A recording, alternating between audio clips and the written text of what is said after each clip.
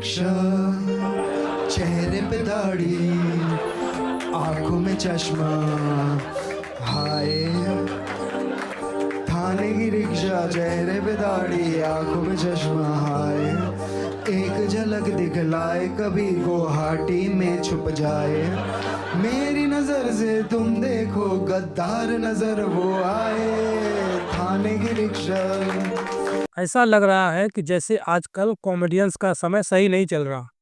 पहले समय रैना और अब कुणाल कामरा ने 2 दिन पहले अपने यूट्यूब चैनल पर एक वीडियो अपलोड किया। 45 मिनट लंबे इस वीडियो में कुणाल कामरा ने महाराष्ट्र के डिप्टी सीएम एकनाथ शिंदे को गद्दार कहा।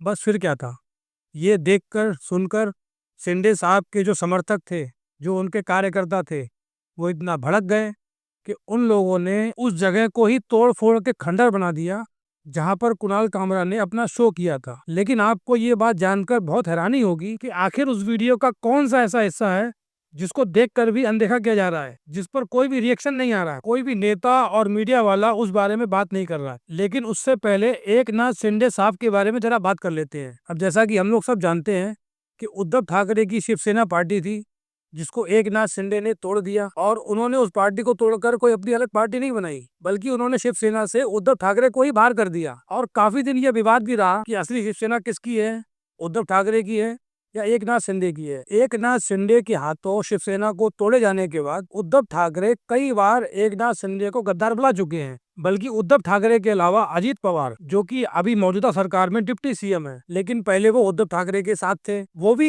एकनाथ शिंदे साहब को गद्दार बुला चुके हैं। बारक्या शेंबड्या पोरालाही कळायला लागले 50 खोके एकदम ओके। तुमच्या इथं तर ते वाय वाय वाय वाय वाय वाय करावं लागलं सायरन की लोक म्हणतात तो 50 खोकेवाला चाललाय, तो गद्दार चाललाय। मी म्हणत नाही, लोक म्हणताय। तीर कमान मिला है इसको, बाप मेरा ये चाहे। सोचो ना, मतलब ये पॉलिटिक्स है इनकी। परिवारवाद खत्म करना था, किसी का बाप चुरा लिया। अब यहाँ सोचने वाली बात यह है कि एकनाथ शिंदे साहब को कई बार गद्दार बुलाया जा चुका है। उद्धव ठाकरे उनको कई बार गद्दार बुला चुके हैं, अजीत पवार उनको कई बार गद्दार बुला चुके हैं, लेकिन शिवसेना वाले इस तरह से कभी नहीं भड़के जैसे कुणाल कामरा के बारे में भड़के। कुणाल कामरा ने जहां शो किया पूरा तोड़ फोड़ दिया गया। लेकिन अजीत पवार और उद्धव ठाकरे ने जब भी शिंदे साहब को गद्दार बुलाया, तब इन शिव सैनिकों की भावनाएं कभी याद नहीं हुई। ऐसा क्यों? इस मामले में देश के सबसे जाने माने और बीजेपी के सबसे करीबी पत्रकार रजत शर्मा जी क्या कहते हैं, जरा उनको भी सुन लेते हैं। कुणाल कामरा ने शिंदे को गद्दार कहा, चोर कहा, इसमें क्या प्रॉब्लम है? ये तो उद्धव ठाकरे और संजय राउत 100 बार कह चुके हैं। आज भी उद्धव ठाकरे का जो छोटा सा बयान हमने देखा, उसमें 5 बार उन्होंने शिंदे को गद्दार कहा। वो रोज कहते हैं। एकनाथ शिंदे ने उद्धव ठाकरे की कुर्सी छीनी, उनकी पार्टी छीनी, पार्टी का सिंबल छीन लिया, इसलिए उद्धव उन्हें बार बार खोखा चोर कहते हैं। और जब जब मौका मिलता है, शिंदे भी बराबर का जवाब देते हैं। वो उद्धव ठाकरे को असली गद्दार कहते हैं। इसीलिए शिंदे को ऐसी बातों का बुरा मानने का तो कोई अधिकार नहीं है। यह सही है कि कुणाल कामरा कई बार शालीनता की सीमा पार करते हैं, लेकिन ऐसी बातों से डील करने के लिए कानून है, कायदा है। अगर कुणाल कामरा ने बोलने की आजादी का फायदा उठाया, उसका गलत इस्तेमाल किया, तो इसकी शिकायत कोर्ट में की जानी चाहिए। लेकिन शिंदे के सपोर्टर्स को कानून हाथ में लेने की इजाजत कैसे दी? इस घटना के बाद जिस किसी के भी मन में कोई शक था कि असली शिवसेना किसकी है, उद्धव ठाकरे की या एकनाथ शिंदे की, उसका शक जरूर दूर हो गया होगा। उसे ये अच्छे समझ में आ गया होगा कि असली शिवसेना किसकी है। स्टूडियो में तोड़फोड़ करने के बाद शिवसेना वाले कुणाल कामरा को धमकियां दे रहे हैं।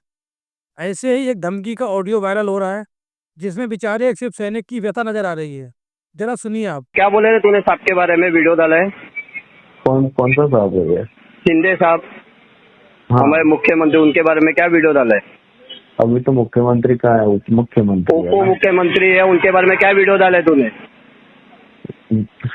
देखा ना आपने वीडियो? देखा है, होटल को जाके देख ले, हम लोग ने क्या हाल किया। अभी तू जिधर मिलेगा ना, तेरा भी वही हाल होगा। समझा क्या? किधर रहता है तू? तमिलनाडु। तेरी तमिलनाडु में आके मारेगा देखो। वही है। हेलो, आजा तमिलनाडु आजा। किधर आने का? तमिलनाडु। तमिलनाडु में कैसा पूछेगा भाई? उस बेचारे शिव सैनिक को, कुणाल कामरा को मारना भी है, पीटना भी है, लेकिन शायद उसके पास तमिलनाडु पहुंचने के किराए के पैसे नहीं है, या फिर उसको ये नहीं पता कि तमिलनाडु कैसे जाते हैं।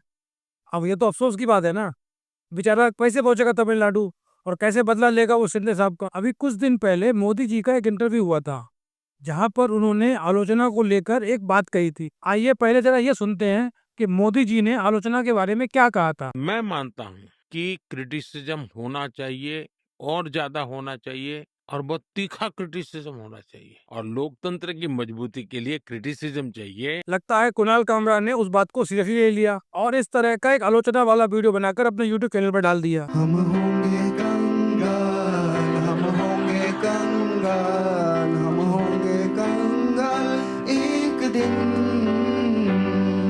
मन में अंधविश्वास, देश का सत्यानाश, हम होंगे कंगाल एक दिन।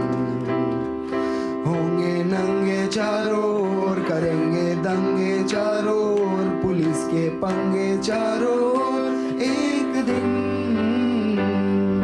मन में नथुराम, हरकतें आसाराम, हम होंगे कंगाल एक दिन। लेकिन कुणाल कामरा शायद ये बात भूल गए कि दिखाने के दांत और होते हैं और खाने के दांत और होते हैं। मुंबई में कॉमेडियन कुणाल कामरा के खिलाफ प्रदर्शन हुआ है। एकनाथ शिंदे पर कुणाल कामरा ने तंज कसा था, जिसके खिलाफ जो शिव सैनिक हैं शिंदे गुट के, वो भड़क गए। अब मैं आपको कुणाल कामरा के वीडियो का वो हिस्सा दिखाने वाला हूँ जिसको शायद लोगों ने देखकर भी अनदेखा कर दिया, जिसके बारे में कोई चर्चा ही नहीं कर रहा या करना नहीं चाहता। कुणाल कामरा ने अपने इस वीडियो में एकनाथ शिंदे को सिर्फ गद्दार कहा, उस पर इतना बवाल हुआ, लेकिन उसने अपने इस वीडियो में मोदी जी के बारे में क्या क्या कहा, जरा गौर से सुनिए।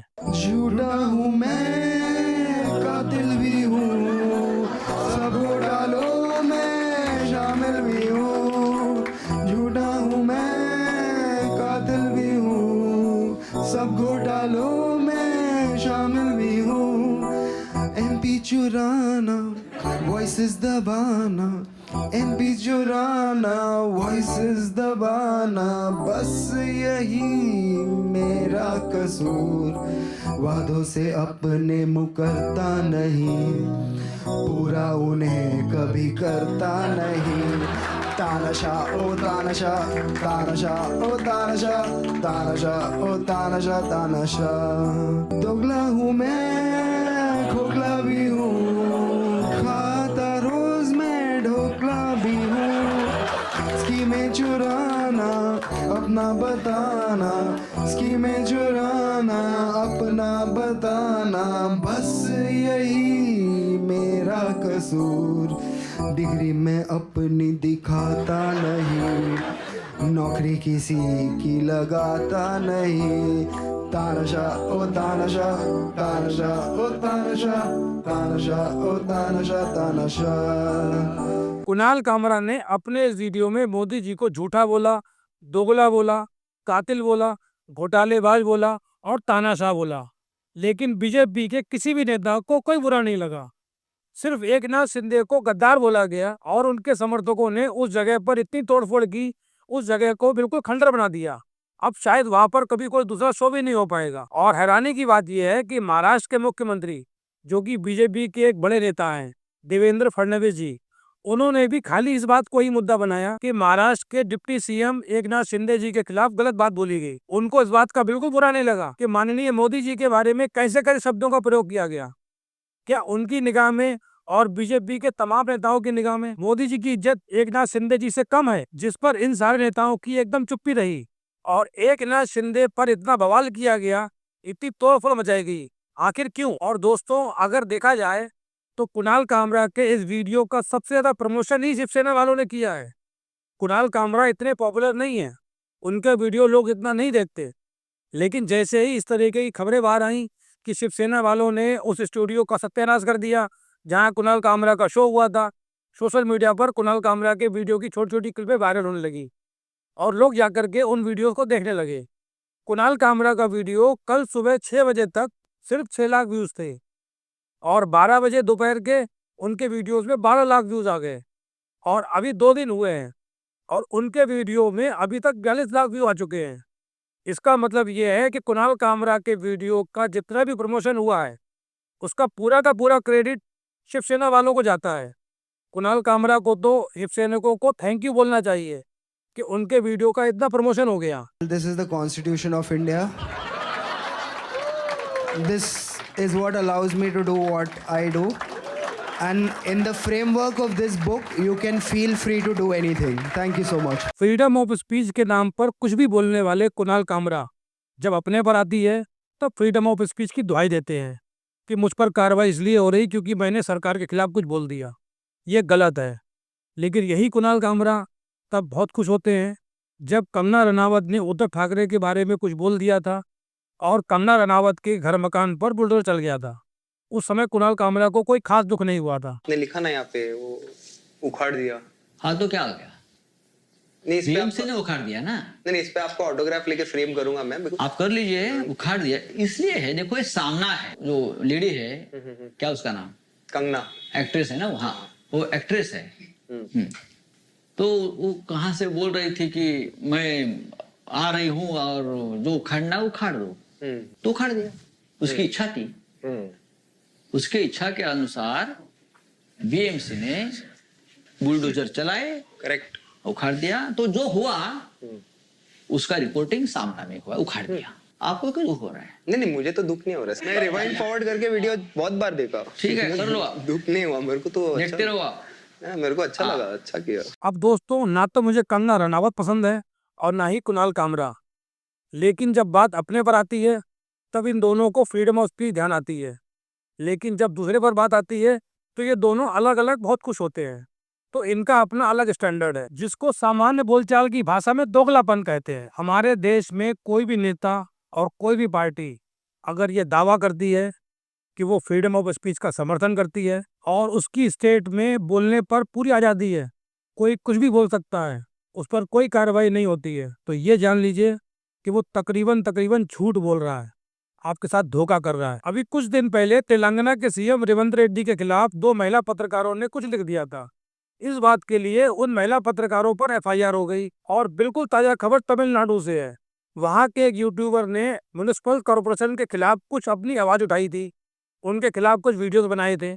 उस बात से कॉरपोरेशन वाले इतने आहत हो गए कि उनके कर्मचारी उस यूट्यूबर के घर पहुंच गए और उसके घर पर कचरा डाल दिया।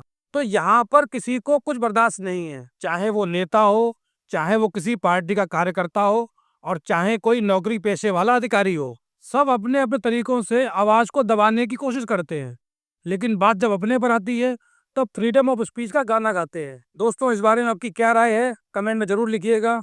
वीडियो अच्छा लगा हो तो लाइक शेयर कीजिएगा और चैनल को सब्सक्राइब कीजिए। इस वीडियो में इतना ही। नमस्कार। जनता बेरोजगार, गरीबी की कगार, हम होंगे कंगाल एक दिन।